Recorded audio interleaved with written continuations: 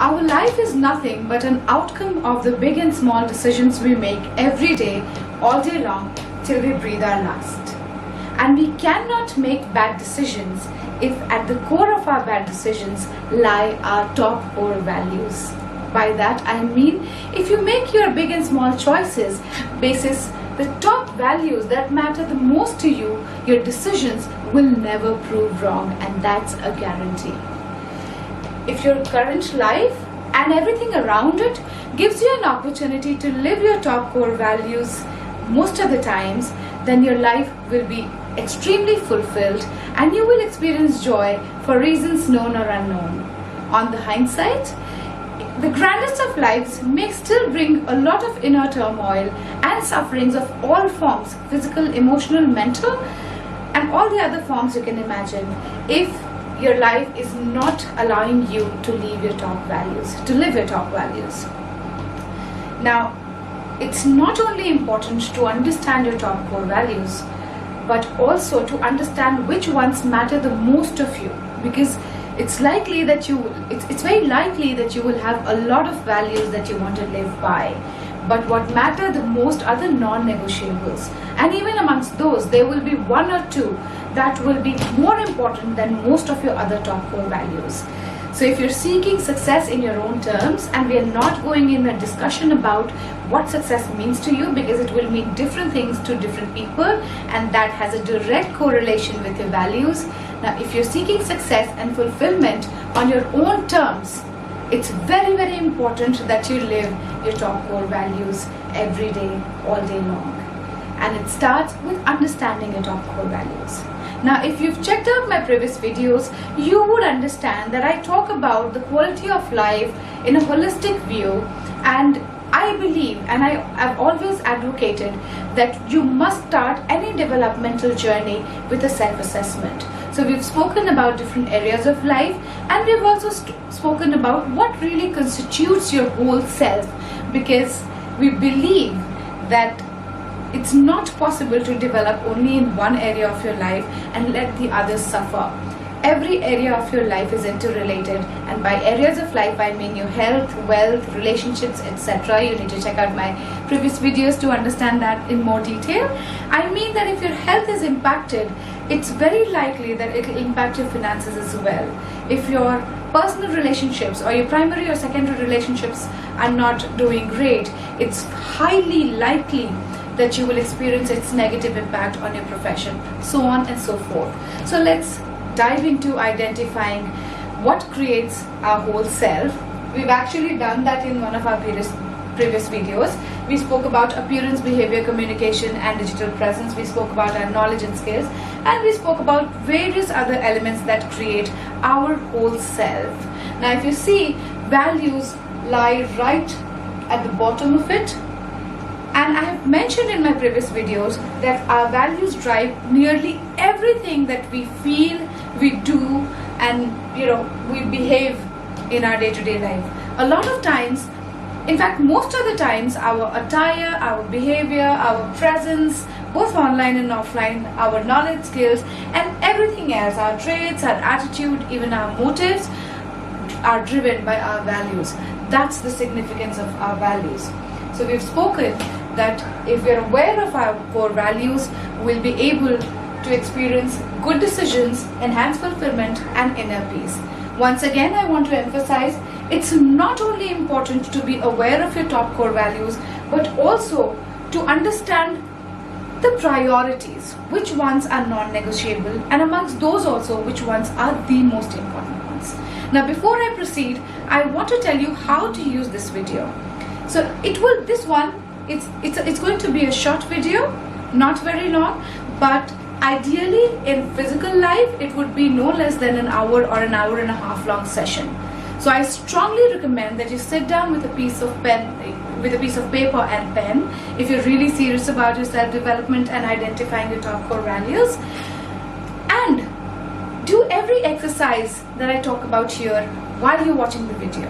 If you're curious, you can watch the video in one go and do it the next time when you watch it, when you have about 30 to 45 minutes at hand. So let's get ahead. Now, how do we find our core values? Because that's very important before we decide what these values mean to us and how we live those in our day-to-day lives. Now, there are multiple things that you can do. To start with, I can assume, or I would assume, that there would be certain things that mean a lot to you that you're already aware of. And if you're not, that's not a problem. But if you are, you might want to create what I call a value shower, which is nothing but a list of values that you may have. So you will have n number of values, and there's no limit to those. These are those things, mostly those feelings and emotions that you feel very strongly about.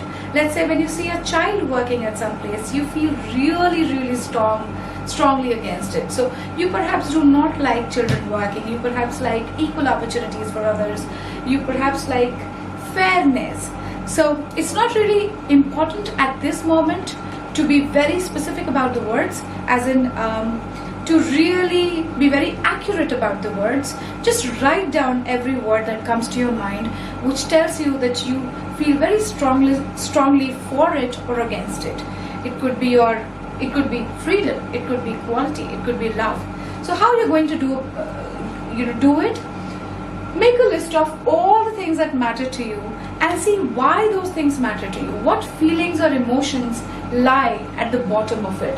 So things that matter very much to you, and identify the feelings and emotions that lie at the bottom of it. You may also want to consider the most difficult decisions you may have made in your lives. For example, quitting your job, parting from a relationship, not, if you're from India, then not following your parents' choice of career for you. Maybe not choosing the right guy as per your parents or the adults in your family. Whatever the difficult decisions you've made in life, try to look at them and identify what feelings or emotions were driving those behaviors. So look at the most difficult decisions in your life and identify again the core emotions or feelings driving those decisions. You may want to look at the best moments of your life. Again, during the best moments, try to identify what were the emotions or feelings you were going through, or what values were driving you to be so happy in those moments. You might, on the other hand, also want to revisit the most painful or difficult situations in your life and try and figure out what values were suffering, what emotions, what were those things that you really care about which were being compromised during those situations. Now, this could be a time of a loved one's sickness. It could be your own sickness. It could be a loss of job, loss of money, property, relationship. You want to think about these things. Give yourself good amount of time to make an exhaustive list. Now, do not limit and do not rush. You might just want to do it for the whole day as well. I mean, I don't mean that you sit at your desk and you just keep sitting there the entire day, but make a list as long as you can. Do not push an emotion or a value to make it to the list, but do not also rush through it. You want to fill it with a list of values. Now, this should not, what I'm going to suggest next to you should not be your first step, but you may look at a list of values online, because the more you look at these words, the more you will identify which ones you really relate to or stand by. Put them in your list. It's okay. For right now, it's okay to not be very accurate. It's okay to mention something that you later find out is not important to you. It's also okay to skip something right now. Give yourself time and make this exhaustive list. Now, I can pause the video here and do it right now. I will, in the next slide, present my own list of values. Well, when I sat down to think about my list of values, these were the things that came up, and these are not in the right order, but I realized, looking back at my life, that these are the elements, these are the emotions and feelings that I really live for. So yes, I really stand by equality. I really seek respect, and I really believe that everybody should respect each other. And I'm not going to take you through all of these. You can pause the video and look at these. But anyway, these are my values. You may or may not, your list may or may not look like this, and that's absolutely okay. But pause the video, finish this list, before you move on, or at least make an exhaustive list. You may add a few in a day's time or two when you think about it, but for now try to make the list to the best of your understanding and knowledge. So this was creating a value shower. Now the next thing you want to do is to group these values. You will realize that a lot of elements in this list more or less represent the same thing. What I mean here is respect, equality, fairness to me seem like falling a bigger umbrella of equality. If everyone was equal, perhaps everyone would respect each other, and life would mostly be fair to everyone. Now, so I can put those in one area. If you see here, love is one of the values I live by, and I relate love, romance, appreciation, attention, pampering, popularity, humanity, humility, interaction, and social presence and social interaction under one umbrella called love. That's for me. And again, here as well, you do not really have to get into the nitty-gritties of being right or wrong. What if I put a word under love but it actually falls under, freedom? Yeah? So it's okay. It's really okay for now. But what you need to do is, from this huge list that you've made of the values that you stand by, you need to group these values under one big head, under one big head that you think mean similar or the same, and shorten this list. Now by shortening this list, I do not mean you omit anything. So for example, love here is just one value, and if I feel that it does not relate to others, let me look at an example like that, where let me just pick up freedom. I don't see anything else that looks like freedom to me from my list of values, but that does not mean that during this practice I will omit freedom just because it's just one value. Yeah? So ensure that you have all of these values listed in your next list, but the list is shortened by putting the values that mean similar things together. What I mean is, your next list should look something like this. So I've boiled down my larger list to a list of 12 values that I live by, and this list is no less than or shorter than the previous list, except for the way it looks. So love for me entails noticing beauty in others, entails appreciating others, entails expressing compassion to each other, entails interacting, admiring. So a lot of values that I had mentioned in the first list now are under one head, which is love. So do that for your exhaustive list of values. You can pause the video right now and do it. Remember, do not omit a single value, even if it is not similar to any other in your list. So time to move to the next step. So here's what we need to do now. So we created a long list of values, then we clubbed them into similar values, and we formed a shorter list like the one here. Now is the time when you want to identify your non-negotiables. Which values are the most important ones to you? For that, you can apply, either your own understanding of yourself.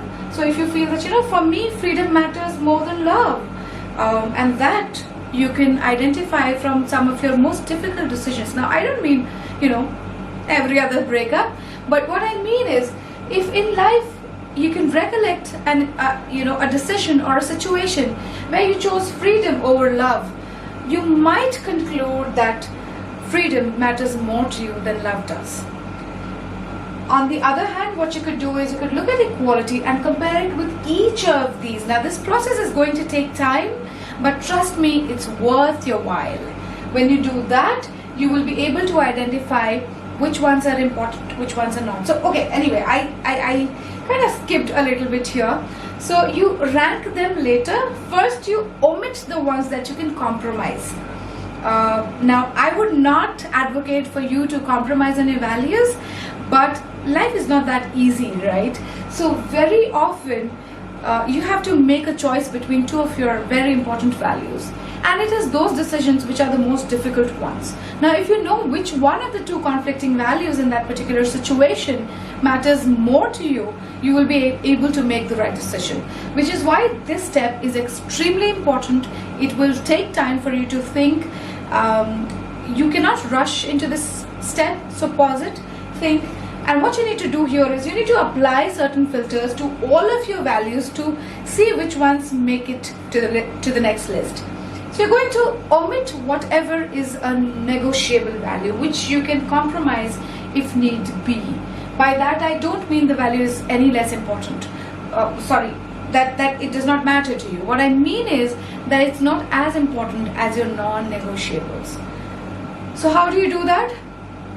A simpler way of doing it is assessing it against certain filters. Like if you were given a lucrative sum of money, and remember I'm saying lucrative sum because that could be different for different people.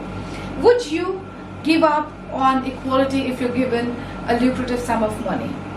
Or would you give up equality if you are under severe stress? Would you give up equality if that possesses a threat to your success? If you're in a situation where if you treat everybody equal, you will not be successful in achieving what you want to achieve at the moment, and if you give up on it, you will be able to proceed.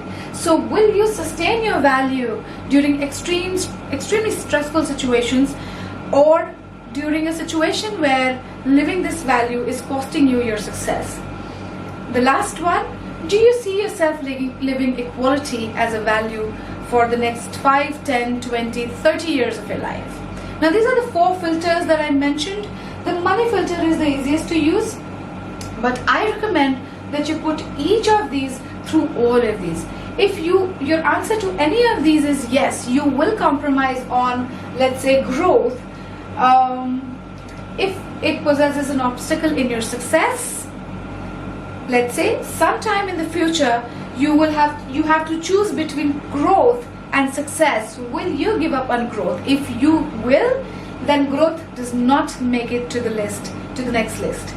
So put each one of these values through these lenses and filters, and then finalize your shorter list of values which are actually your non-negotiables. I know I've repeated quite a bit. You can pause, practice this exercise, and proceed only if you've shortened this list to a set of 5 to 7 values. 8, 9 would also be good, but trust me, your list of non-negotiable values will not be this long, will not be 12 or 10 values. So pause here, do this exercise, and come up with a list of your non-negotiable values. I'll take a moment before I show you mine. Let me do that now.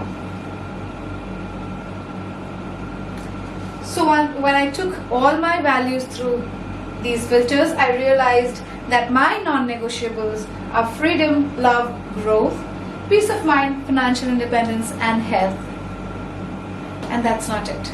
Although this itself should give you a great picture of why you've been doing what you've been doing all your life, or why you're struggling or experiencing inner turmoil or troubles without even realizing the root cause of it. If you dive deeper, you will realize that if you're consistently suffering in one form or the other, physical, mental, emotional, financial, in any form, if you're suffering, perhaps one of your non-negotiable values is at stake. Absorb it before you proceed. Make a list of your non-negotiable values by omitting from the shortened list of your core values. Now for me, this is the list.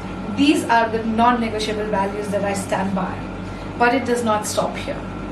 It's very, very important for me to know which ones of these matter the most, which one is second to the most important one, and what is the right order of priority.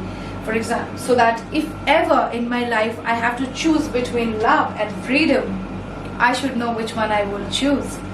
Well, I would hope I never face such situations, but you never know, right? If ever I have to choose between peace of mind and financial independence, which one will I choose? Now, the next step is going to answer a lot of questions for you if you have those. If you don't, it will help you make good decisions when you have those questions and you encounter such situations. So now, how do I identify the right order? We've spoken about it briefly at the beginning of this slide. Sometimes even by looking at this list, you will understand which one matters more to you. You can look at your past experiences and your happy and successful decisions, and you will realize the values which were chosen above the other, which led for you to realize that the decisions were good. You can look at your bad decisions or the decisions which have not made you really happy. So there's nothing like a bad decision, and we can talk about it in another video. So you can look at the decisions and the ones which have not brought a lot of happiness to you, and see which ones have made you, which values were mistakenly chosen over the other. So make this list, and let's move on to rearranging this list. So the easiest way was to look at these, and from your understanding and awareness of your own values, arrange these. Second one is also an exhaustive process, but worth the effort, to pick one value and compare it with the rest of these. So freedom. Would I give up freedom for love if need be? If no, I will put freedom there. If I think I will give up freedom for love, swap happens. I continue to do that with freedom. Will I give up growth for freedom? Will I give up peace of mind for freedom? If you will, then freedom tops the list. If you won't, it goes beneath. And this process is going to take a lot of permutation and combination. Can be confusing at times, but it will be worth your effort. Even so far, you're good to go. So my list.